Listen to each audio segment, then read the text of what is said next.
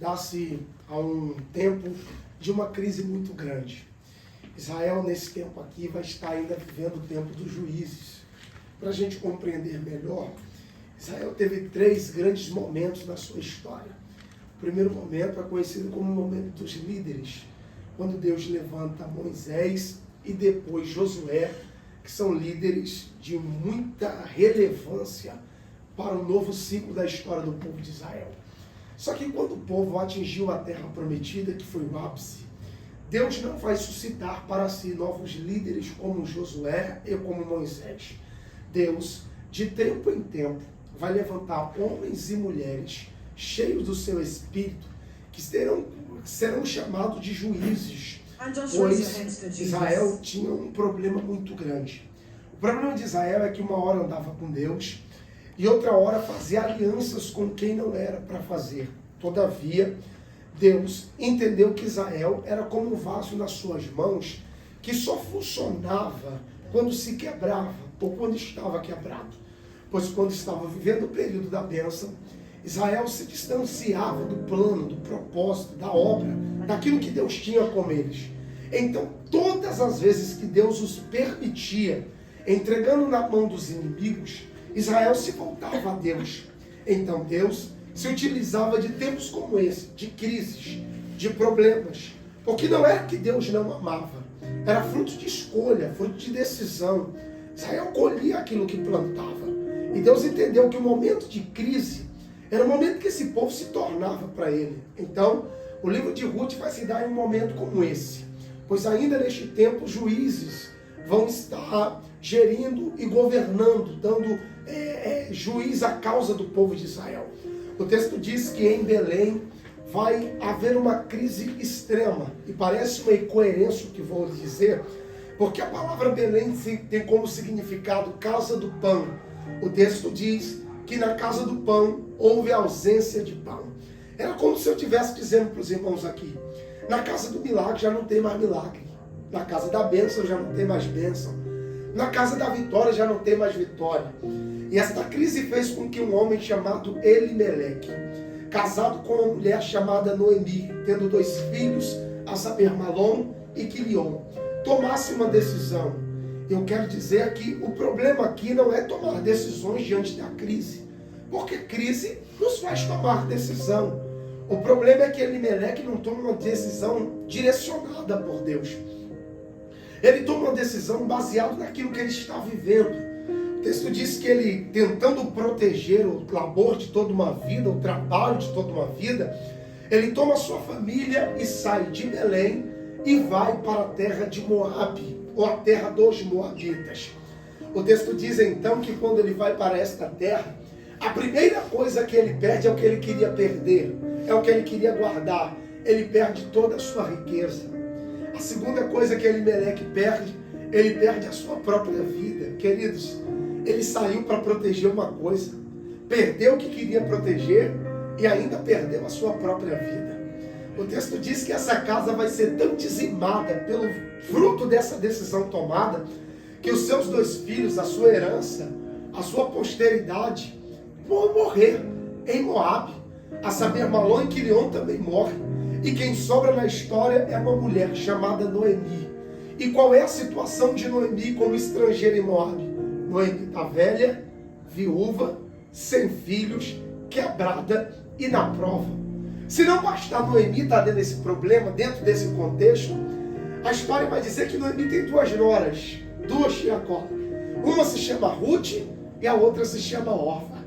O texto diz que a situação de Ruth e Orfa é a mesma.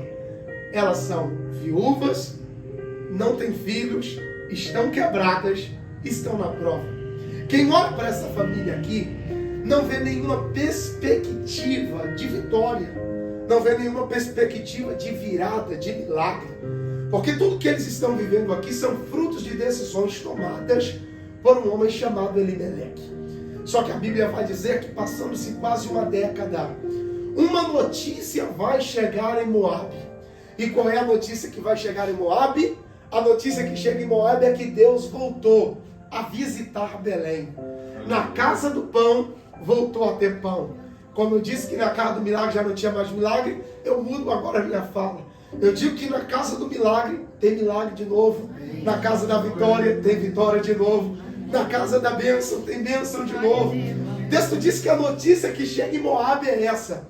E quando Noemi ouviu dizer que Deus visitou Moabe de novo, Noemi então vai dizer: eu vou me levantar. E eu vou voltar para o lugar de onde nunca deveria ter saído. Porque isso aqui me faz entender que se a crise tirou Noemi do lugar, Deus mandou uma boa notícia para trazê-la de volta. Aleluia. Porque eu quero dizer que muitas vezes a crise nos faz tomar decisões. E ninguém aqui toma decisão para errar. Ninguém aqui toma decisão achando que vai dar errado. A gente toma achando que vai dar certo, que vai ser bênção. Só que existem decisões que parece que é bom, mas no fim são caminhos de sofrimento, são caminhos de perca, são caminhos de dificuldade. Nos coloca em situações piores daquilo que a gente estava vivendo. Só que isso aqui me faz impulsionar a dizer que se a crise ela tem poder para tirar, a boa notícia tem poder para trazer de volta. Aleluia! Isso aqui é lindo, sabe por quê? Porque eu não estou ouvindo um profeta dizendo para Noemi: Deus vai mudar a tua história, a tua vitória vai chegar. Mas uma notícia fez com que Noemi voltasse. Isso aqui é poderoso. Eu teria muitas referências bíblicas para dizer aos irmãos à noite desse dia sobre notícias que fizeram pessoas tomar decisões, mudar o posicionamento. Só que como eu quero pregar hoje aqui um negócio poderoso para vocês, eu vou dar continuidade. O texto diz então que quando Noemi diz eu vou voltar, Noemi tem como consciência que o que ela vai fazer é recomeçar. Só que ela tem duas tiracolas, uma Ruth e a outra Orfa. Ela não quer colocar sobre ninguém a responsabilidade de viver uma história que é dela, de tomar uma decisão que é dela. Então, Noemi, ela vai dizer às suas duas noras: fique na vossa terra, casem-se de novo e sejam felizes. No português, claro, dê continuidade à vida de vocês. Então, em primeira instância, Ruth e Orfa vão dizer para Noemi: aonde tu fores, eu irei. O teu povo é o meu povo. Aonde tu morrer, nós morreremos. Noemi entendeu que a fala era bonita, mas parece que o contexto não tinha fundamento.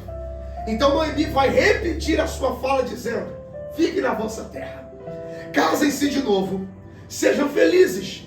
Então Noemi coloca um adendo e ela diz: porque eu já sou uma mulher velha e já não posso mais gerar.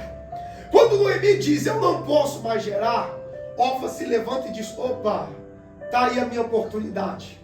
Porque Orfa diz: eu não posso andar com quem não pode gerar. Eu não posso ter aliança com quem não pode satisfazer aquilo que eu preciso.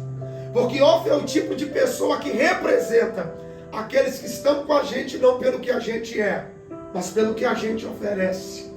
Orfa olhou para Noemi e está dizendo: já que você não pode mais gerar, eu não quero mais aliança contigo. Eu não quero mais estar com você. E com todo respeito, isso aqui nunca foi uma aliança. Isso aqui sempre foi uma conveniência. Porque estar com você pelo que você oferece não é aliança. Estar com você pelo benefício que você pode fazer não é aliança. É conveniência. Porque no dia que faltar vai te deixar sozinho, vai pular no barco, vai procurar outra pessoa. Só que enquanto Orfa está indo, Deus me deu uma lição. Isso aqui não tem Google. Deus falou para mim quando eu li isso aqui. Quando Orfa está indo embora, Deus me deu uma lição: aprenda a lidar com a ausência de pessoas que você achou que estaria perto, porque nem todo mundo vai ficar. Tem gente que vai embora, tem gente que o céu vai fazer tomar outro destino. Só que enquanto Orfa está indo embora, Ruth vai se levantar e vai manter a palavra. Ruth vai dizer: aonde tu fores eu irei, aonde tu morrer eu morrerei. O teu povo é o teu povo. Aí Ruth diz: e o teu Deus também é o Deus da terra. Aleluia. Porque isso aqui é a prova de que uma aliança que vem do céu, ela tem uma aliança com você, mas também tem uma aliança com Deus que você serve. Você tem uma mão para levantar? Levanta que eu vou profetizar. Deus vai levantar pessoas que não vão estar com a gente não pelo aquilo que a gente oferece, mas pessoas que estarão com a gente por uma aliança que tem com você, mas também uma aliança que tem com Deus que você serve. Pessoas que não vão olhar para o teu momento, porque eu quero dizer uma coisa aqui: tira foto com você agora, que a mesa está vazia, que a porta está fechada, Porque Deus vai levantar nesse tempo alguém que acredita em você, não pelo momento que você está vivendo. Eu quero profetizar que esse é o tempo que Deus vai revelar, porque tempos de crise revela quem está com a gente e quem nunca esteve com a gente. Porque quando estamos diante da bênção, é fácil, até o inimigo senta na mesa. Lembra do salmista? Prepara uma mesa perante mim, na presença dos meus inimigos. Mesa cheia, até quem não gosta da gente, irmão. Mas no dia que a porta fecha, no dia que a ausência de pão, é aí que se revela alguém que diz: eu acredito em você, mas acredito mais no Deus que você serve. Oh, glória! Faz sentido para vocês isso aqui? Eu estou pregando que Ruth é aquele que tem aliança com a gente, mas a aliança com Deus que a gente serve, porque a aliança que a gente convida para ir à praia e vai, a aliança que a gente convida para ir ao shopping vai, mas quando a gente chama para um culto como esse, diz: eu não posso. Isso não é aliança. Eu quero profetizar que Deus vai levantar nesse tempo pessoas que entendam o teu valor, mas entenda ainda mais o valor do Deus a quem você serve. Aleluia! O texto diz que as duas voltam para Belém. Quero dizer, a volta nunca é fácil, porque todo mundo que saiu abençoado, mas volta quebrado, já não estou. A volta nunca é fácil. As duas voltam para Belém. Isso aqui, irmão, se tu não der uma glória a Deus, aceita Jesus que dá tempo de ir para o céu, hein? Essa semana. Pois o texto diz que quando elas voltam para Belém, o texto diz assim: e já era o tempo da colheita. Aleluia. E a minha pergunta para Deus foi essa: por que Noemi não voltou no tempo do plantio? Deus falou para mim: olha como é que estava Noemi. Velha, viúva, sem filhos, quebrada e na prova. Alguém com essas características tem alguma coisa para oferecer? Só que isso aqui vai me dar uma lição. Se tu não der um glória, aceita Jesus. Isso aqui vai me dar uma lição. Qual lição que isso aqui me dá? Que Deus independe daquilo que eu tenho para entregar aquilo que eu preciso. Eu preciso profetizar sobre alguém que já chegou o tempo da colheita. Porque tem dia que a gente vem para lugares aqui, ou por um culto como esse, que a gente não tem um louvor para dar, a gente não tem um glória a Deus para dar, nós não temos uma palavra para liberar, porque a luta está tão grande que a gente não tem nada para oferecer. Aí Deus te trouxe aqui para te dizer: eu não dependo do que você tem para entregar aquilo que eu já preparei. O tempo da colheita já chegou para você. Eu quero profetizar que esse é o tempo que Deus vai nos surpreender. Agora, quando elas voltam, é tempo de colheita. Então eu vou conjecturar aqui para a gente entender. Das duas dentro de casa, quando de repente parece que vejo Ruth dizendo: Noemi, eu estou com a sede, estou com a garganta seca. Então o Noemi vai dizer: olha, Ruth, você que é estrangeira, viúva, mulher, quebrada, na prova, você não conhece nada aqui, deixa que eu vou ao poço. Só que Noemi é estrategista. Já passou uma década. Ela vai dizer assim: eu vou ao poço uma hora que ninguém possa estar lá. Só que você já notou? No dia que você diz assim: eu não quero que ninguém me veja, parece que coloca a tua foto no outdoor. Você pode ir por debaixo da terra, vai ter alguém lá que vai te ver. E aí, terra, tá tudo bem essa vitória? Quando Noemi foi para o poço, o texto diz, eu vou conjecturar para você entender. As mulheres que foram ao poço começaram a se questionar: não é essa Noemi? Só que você passou quase uma década, Noemi já não tem mais a mesma aparência. Então, como mulher detalhista, certamente olharam e disseram: não é Noemi. O cabelo está muito grisalho, a unha não está feita, a roupa não está legal. Mas na dúvida, vamos perguntar: és tu Noemi? Noemi se levanta do poço e diz: nunca mais me chame de Noemi. Me chame de Mara, amarga, amargosa. A palavra Noemi tem como significado doce, suave, agradável. Só que Noemi está dizendo: no estado de vida que estou, eu não sou mais aquilo que meu nome significa. Eu sou uma mulher amarga. E por que amarga? Ela vai dizer: porque Deus tem pesado sobre mim a sua mão. Fala bonito, mas contexto errado. Por que contexto errado? Porque no dia que Deus resolver pesar a mão em qualquer um de nós aqui, não vai sobrar nem a poeira para contar a história. O que Noemi está vivendo são frutos de decisões tomadas. E olha para mim que isso aqui é poderoso. Deus, Ele vai abrir uma nova porta. Deus, Ele vai te dar uma nova oportunidade. Deus vai criar novos ciclos. Deus vai criar novas conexões. Só que tem uma coisa que Deus não vai te livrar dos frutos, das consequências de decisões tomadas. O texto diz que Noemi volta para casa, e quando ela volta para casa, Ruth então pergunta: há alguma lei no teu país que ampare as viúvas, as mulheres? Então Noemi vai se lembrar, é tempo de colheita. E já que é o tempo da colheita, as mulheres podem ir aos campos. E quando o lavrador estiver apanhando a espiga do pé, se cair da mão dele, esta tem direito de apanhar da espiga que cai da mão daquele que está colhendo. Então Ruth vai me dar outro exemplo. Ela vai olhar para Noemi e vai ver que Noemi não tem condição de ir. Vai ver que Noemi não tem condição de fazer. Então ela vai tomar uma decisão. Já que você não pode, eu posso. Se você não vai, eu vou. Porque estar com Deus não pode ser algo atrelado. Eu só vou se você vai. Eu só faço se você faz. Ruth está dando um exemplo. Se você não pode fazer, Deus está me levantando para fazer o que você não tem condição de fazer. Ela sai de casa e o texto diz que ela vai parar no campo de um homem chamado Boaz. Sabe quem é Boaz?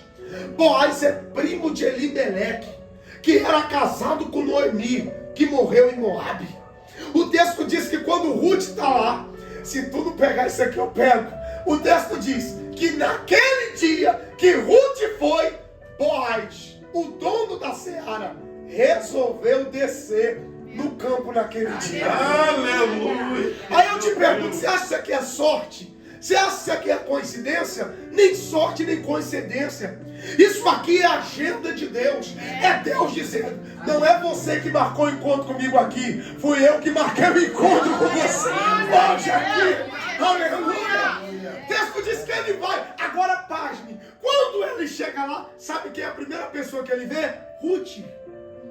Então, quando ele não a conhecia, ele chama os seus servos e pergunta: quem é aquela mulher? Os seus servos então dirão para ele: esta é Ruth, moabita. Cuida da sua sogra, velha, viúva, quebrada, sem filhos e na prova. Quem é a sogra? A sogra é Noemi, casada com teu primo Elimeleque, que morreu em Moabe. Opa!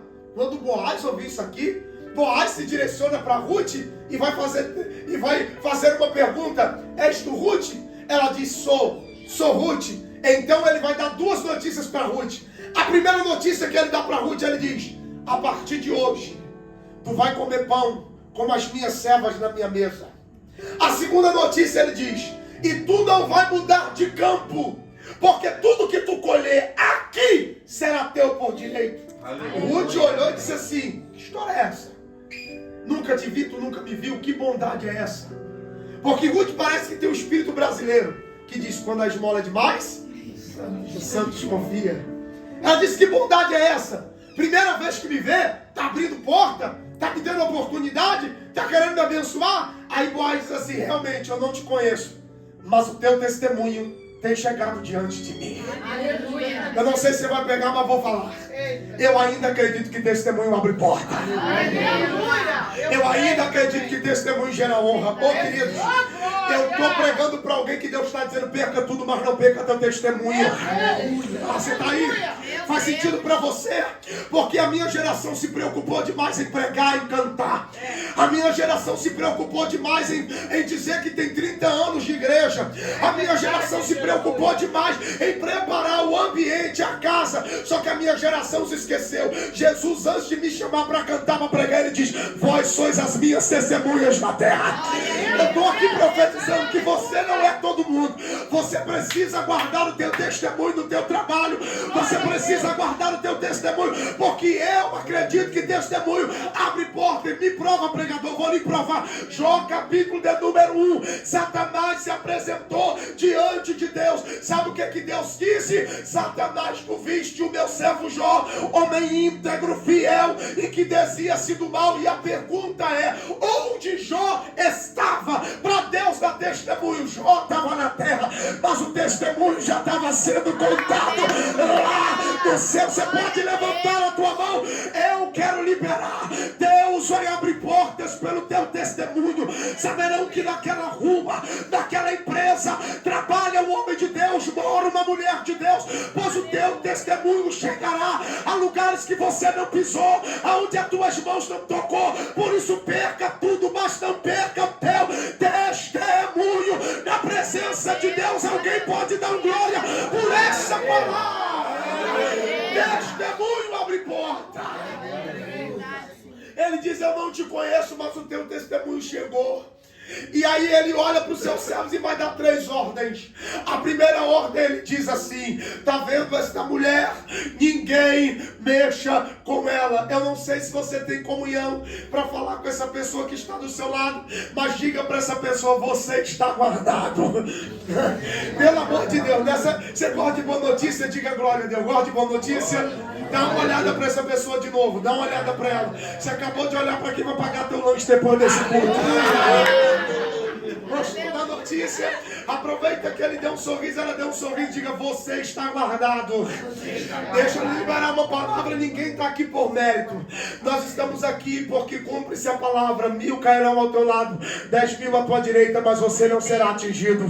Eu quero profetizar que durante este dia, Satanás, ele fez planos e projetos certamente para nos destruir, mas antes do plano do diabo chegar, há uma palavra do céu dizendo: está na prova, mas está guardado. Oh, glória! Está quebrado, mas está guardado. Eu estou profetizando, queridos, que você está tão guardado que nenhuma obra de fé, nenhuma arma, nenhuma ferramenta contra ti prosperará. Você está tão guardado que tem gente que já gastou tempo, já gastou dinheiro tentando puxar teu tapete, fechar a porta para você, até tentando tirar a tua vida, destruir a tua casa. Mas toda vez que o diabo chega, o leão da tribo de Judá, ele guarda a tua entrada, ele guarda a tua saída, ele te dá livramento no carro. Você não viu, mas Deus liberou uma palavra, porque hoje provavelmente Satanás colocou no coração de alguém: assalta ele para ter uma tragédia. Só que quando o diabo intentou, há uma palavra do céu dizendo: o anjo do Senhor acampa ao redor daqueles que o temem, os livra e os guarda. Aleluia! Você está guardado. Ele diz: ninguém mexa com ela. E tem mais: se ela lançar a mão ao pé e apanhar uma das espigas, ninguém a detenha. Isso aqui é profético. Você lembra que eu lhe disse que o direito era só de apanhar da espiga que caía? Só que o dono da seara está dizendo: eu liberei o acesso que está embaixo, mas eu estou liberando o acesso das coisas que estão em cima. E deixa eu dizer uma coisa, isso aqui fica entalado aqui. Sabe qual foi o nosso erro? O nosso erro foi quando a gente começou a pregar só do que está embaixo. A gente começou a pregar para a igreja acesso só do que está embaixo. Embaixo você vai ser feliz. Embaixo você vai ter o melhor carro. Embaixo você vai ter a melhor casa. Mas Deus, quando me fez entender essa palavra, Ele disse: meu servo, o acesso de cima está liberado. Ô queridos, eu não vim pregar hoje aqui que o acesso de baixo está restringido. Eu vim pregar hoje aqui que o acesso das coisas de cima ainda estão liberadas. Eu ainda acredito no dom espiritual. Eu ainda acredito que Deus batiza com o Espírito Santo. Eu ainda acredito no poder que desce do alto. Paulo vai dizer: buscai o que vai do alto. Eu ainda acredito que o acesso do alto é liberado. O problema é que a gente deu prioridade demais ao que está embaixo. A gente diz: não, embaixo você vai ser feliz, você vai ser grande, você vai ser poderoso. E eu não discordo. Você vai ser o melhor patrão, vai ter a melhor empresa, vai ser o melhor funcionário. Eu acredito que Deus tem isso para você. Mas eu acredito que em cima você vai ser um homem de Deus, uma mulher de Deus, um profeta, uma profetisa. Eu acredito que as coisas de cima estão liberadas para quem quer ter acesso. Então nessa noite, por gentileza, antes de pedir o que está embaixo, lembre do que Jesus diz em Mateus 6,33: buscai, pois, primeiro o reino e a justiça, e essa mais coisas serão acrescentadas na tua vida. Alguém pode dar glória por essa palavra? O texto diz que ele diz: se ela lançar a mão, é dela. E tem mais. Isso aqui é pra gente jogar essas cadeiras pro alto. Isso aqui é forte.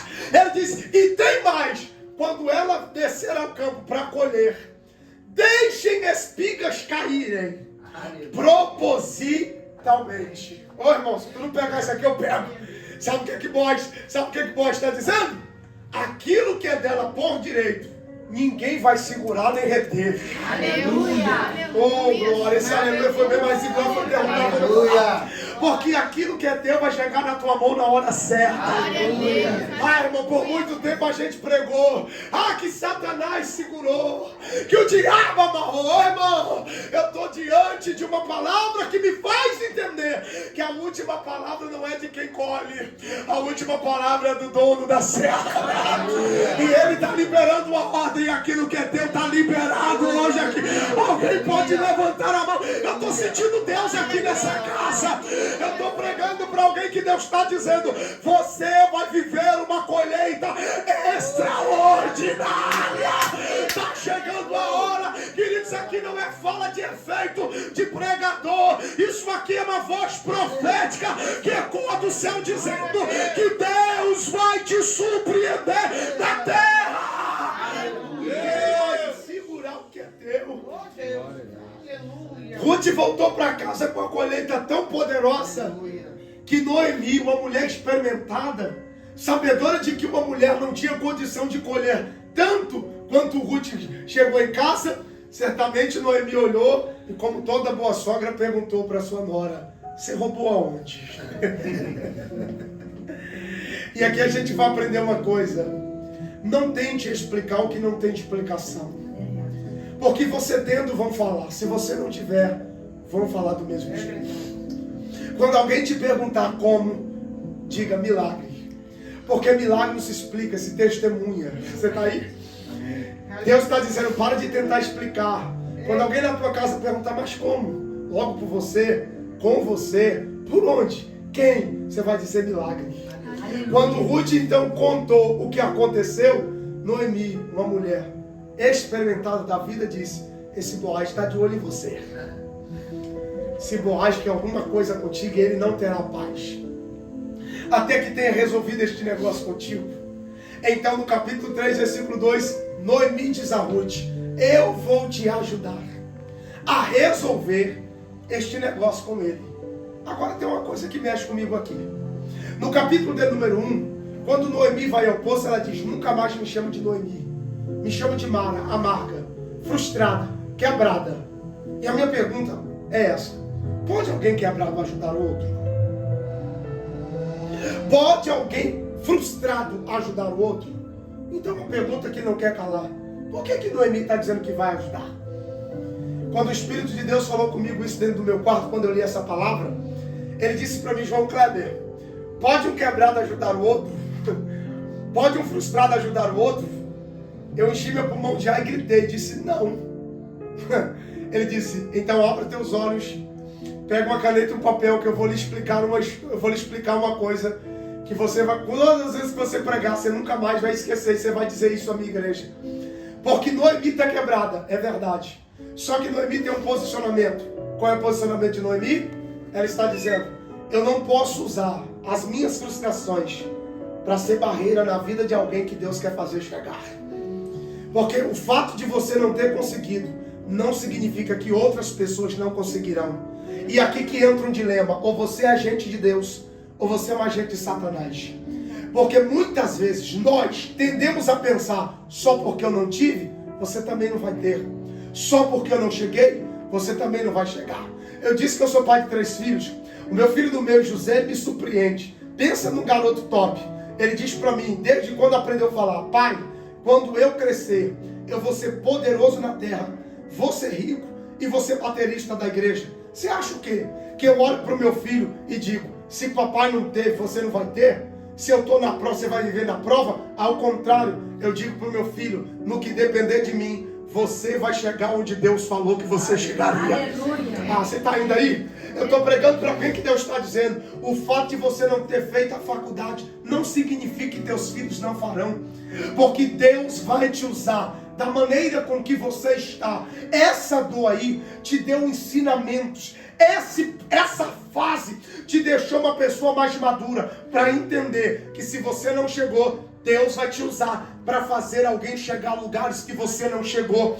Alguém um dia me perguntou: como é que você prega quando a porta está fechada? Quando é que você prega se a situação não dá certo? E só para você entender, esse meu filho José, ele passou 30 dias internados. Ele ficou 15 dias em coma induzido. O meu filho foi desenganado pela medicina. E foi durante 30 dias que eu preguei. Todos os dias naquele mês. Eu me lembro que todas as notícias que chegavam no meu telefone, eu saía de casa e a minha esposa dizia: o médico falou que não tem mais jeito, que ele morre essa noite. Me deixava ter acesso à sala todo o tempo que eu precisava, porque o médico dizia: de hoje ele não passa. E teve um dia que eu sentado, eu disse para Deus: Deus, eu não prego mais. Como é que eu prego cura e estou com um filho doente? Como é que prego milagre e estou com um filho que precisa? Aí Deus falou para mim: acaso você precisa pregar o que você está vendo? Você não tem que pregar o que você vê, você tem que pregar o que você crê. Você está aí? Então Deus me fez entender: o fato de eu não ter chegado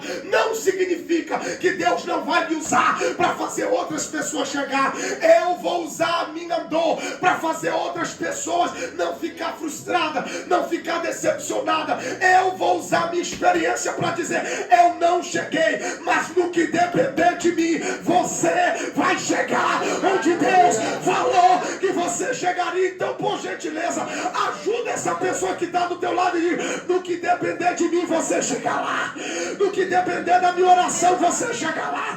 No que depender da palavra, você chega lá. Tem alguém aí que vai ser usado por Deus? Levanta a mão para dar glória a Jesus por essa palavra. Querido, eu falo a beça. Então vamos lá. Então no capítulo 3, no versículo de número 3, Noemi vai começar a dar conselhos para Ruth. Eu tenho 12 conselhos. Quantos conselhos? Quantos conselhos? Eu sou inteligente, eu quero voltar.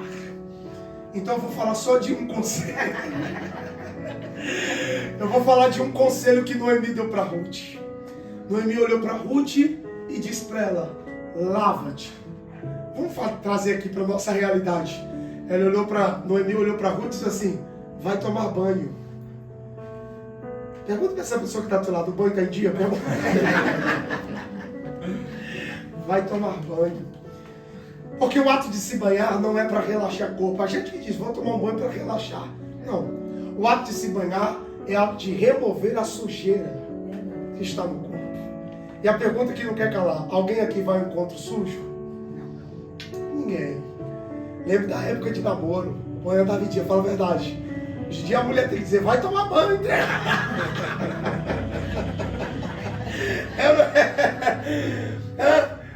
Noemi olhou e disse assim: vai tomar banho. Porque para o judeu o ato de se lavar é um ato de purificação. Noemi está dizendo: no encontro que você vai ter, você precisa estar purificada. Você precisa estar limpa. E eu vou lhe provar pela Bíblia que uma das representações do Espírito é a água. Gênesis capítulo 1, versículo 1 e 2. No princípio criou Deus os céus e a terra. A terra era sem forma e vazia, mas o Espírito do Senhor já pairava sobre a face das águas. Salmo de número 46. Ao rio cujas correntes alegra a cidade de Deus, o santuário da morada do Altíssimo, e Deus está no meio dela, e não será abalada. João capítulo de número 3. Nicodemos: é necessário você nascer da água e do Espírito. João capítulo de número 4. Mulher, se tu soubesse quem te pede água, tu me pediria, e eu lhe daria uma água a fazer jorrar para a vida eterna. João capítulo 7, verso 10 a seguir. Estando outra vez na festa do tabernáculo, Jesus se levanta e diz: quem crê em mim, como diz as escrituras sagradas, do seu interior fluirão rios de águas vivas. Agora que eu lhe provei que uma das representações do Espírito é a água, eu vou lhe provar porque que a gente tem que tomar banho. Segundo o livro dos Reis, capítulo de número 5, o chefe do rei da Síria estava diante da casa do profeta. Sabe o que ele queria? Queria que o profeta colocasse a mão na cabeça dele. passasse a mão sobre a sua chaga, sobre a sua lepra. Mas sabe qual foi a resposta do profeta? Quer ser curado? Vai tomar banho nas águas do Rio Jordão. João capítulo de número 9. Jesus passando e vendo um cego de nascença, ele cospe no chão, faz lodo e unta os olhos do cego. Ô irmão, no livro de Marcos capítulo 5, versículo de número 40 e 48 a seguir, diz que Jesus falou a Bartimeu: o que queres? Ele disse: eu quero ver. Jesus nem cuspiu no chão. Jesus disse: então vê. Ele viu. Só que em João 9, Jesus está cuspindo, fazendo lodo, untando os olhos. E eu perguntei: Jesus, por que o Senhor não curou ele? Dizendo: veja. Jesus falou para mim: porque o que ele precisava não era ver. O que ele precisava era ir se lavar no tanque chamado Siloé. Você está indo aí? Livro de João, capítulo número 13. Jesus ceiou. Depois que ceiou, ele pegou uma bacia, encheu de água, amarrou uma toalha na cintura, olhou para os discípulos e diz: não importa se tem chulé, tira todo mundo da sandália, eu vou lavar os pés de vocês.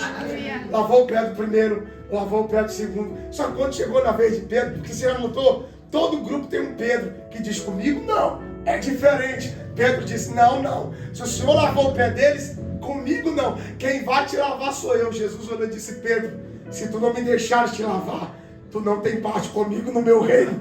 Pedro diz: então não lava só o pé não, lava a cabeça, lava a mão, lava o corpo todo. Jesus vai dizer: não careça que eu lavo só os teus pés, porque vós já estáis limpo pela palavra que tenho. Glória a Deus. Queridos, o nosso problema é que a gente removeu isso aí. Nós tiramos a água que é o espírito da igreja. É por isso que estamos vivendo um tempo de pessoas ressequidas no mundo espiritual. Pessoas que dependem da unção de quem prega, de quem canta, da unção do profeta. Mas eu quero profetizar que nós seremos uma terra encharcada pelo Espírito de Deus. Nós nos lavaremos. Eu quero profetizar que vai se cumprir em nós Ezequiel 47. As águas não ficarão em níveis que podemos controlar. Nós mergulharemos nas águas do Espírito Santo. Porque se Satanás, ele tem os argumentos para sujar, o Espírito é a água que nos limpa, nos purifica. Oh, aleluia! Deixa eu terminar lhe dando um dado interessante. Quantos não lembram do tabernáculo? O tabernáculo erguido por Moisés no deserto. Foi o único templo que Deus deu direção de como seria. Quando você lê a Bíblia, você vai ver que Deus não disse a Davi como levantar uma tenda. Deus não disse a Salomão como edificar um templo. Deus não disse a Ageu, a Zorobabel e a tantos outros que estavam ali como levantar a casa para a glória da segunda casa. Deus não disse a Cefas e Caifás como levantar o templo no tempo que Roma assumiu o controle de Israel. Mas o tabernáculo, Deus disse: não, vai ser do jeito que eu quero. O tabernáculo será dividido em 3 partes: átrio, santo e santíssimo. No santíssimo você colocará a arca, o sacerdote adentrará uma vez por ano a minha presença. No lugar santo vai ter 3 coisas: vai ter o candelabro, vai ter a mesa dos pães e o altar do incenso. E no átrio vai ter o altar do sacrifício e uma bacia de bronze onde se depositará água. E a pergunta é: por que é que no átrio tem uma bacia com água? Porque segundo as tradições sacerdotais, quando o sacerdote ele ia adentrar o lugar santo, ele primeiro tinha que lavar a cabeça, mãos e pés. E a pergunta é: por que ele tinha que lavar a cabeça? Porque para entrar no santo, ele recebia um óleo de uma unção muito cara sobre a sua cabeça. O que me faz entender que precioso não é a cabeça. Precioso é a unção que desce sobre a cabeça. Só que ele tinha que se lavar. E a pergunta é: por que é que ele tem que se lavar? Ele não tomava banho em casa? Tomava. Só que ele tinha que se lavar dentro do átrio para entrar no santo, porque antes, entre o átrio e o santo, a unção descia. Para entrar no santo, não entrava para receber a unção, já entrava debaixo da unção. Você entendeu? Para entrar no santo, você não entrava para receber, você já entrava dentro. Só que Deus não unge quem tem cabeça suja, quem tem mão suja. Para ter unção, tem que se lavar. Aleluia. Você está aí ainda? Então Deus trouxe a gente hoje aqui para dar para a gente um norte, para dar para a gente um direcionamento, para dizer para a gente o que Jesus falou: quem tem sede, venha a mim e beba. Eu quero profetizar que esse é o tempo, que os nossos cultos não serão cultos de momentos, Os nossos cultos serão cultos inundados da presença, da glória de Deus. Eu sei que o nosso pastor está numa fase, está vivendo ciclos da sua vida. Eu sei que o que Deus tem para fazer pela frente é coisa poderosa, é coisa extraordinária. Eu sei que hoje a gente está aqui nessa varanda, gentilmente cedido pelos proprietários dessa casa, que fez desse lugar a casa do Senhor, que Deus aqui habita. Mas eu sei de uma coisa, o que Deus tem vai romper isso aqui. Eu sei que quem vê esse início aqui não imagina a proporção daquilo que Deus vai fazer. Mas eu quero profetizar que assim como neste lugar a água do Espírito tem jorrado, a água do Espírito tem inundado.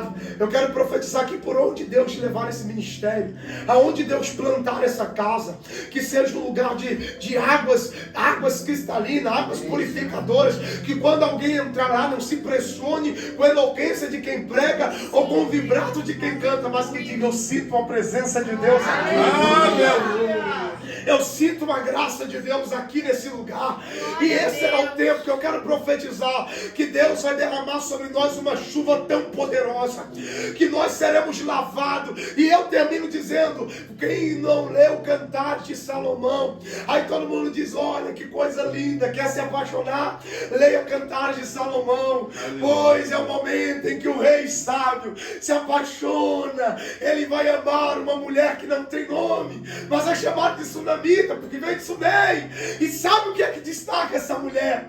É que, segundo a história, essa mulher ela trabalhava na vinha, e para trabalhar na vinha tinha que estar com a roupa branca. Mas tem um problema: trabalhar com uva se suja. Só que todos os dias, antes dela ir dormir, ela descia ao ribeiro e lavava sua roupa com sabão do lavadeiro. E no dia que o rei desceu e viu: todo mundo trabalha e todo mundo, a maioria ou todas estão sujas, mas essa mulher me chamou a atenção, porque diante de tanta sujeira, ela mantém as suas vestes limpas, santas, purificadas. Eu quero profetizar em nome de Jesus que ninguém vai manchar a sua reputação, pois Deus, Ele é a água que sacia a nossa sede, Ele é aquele que purifica. Então, na noite deste dia, seja abençoado por essa palavra, e só quem acredita no que eu preguei, não libera um glória não, libera pelo menos 2 glória a Deus, e que o céu vos abençoe em nome de Jesus.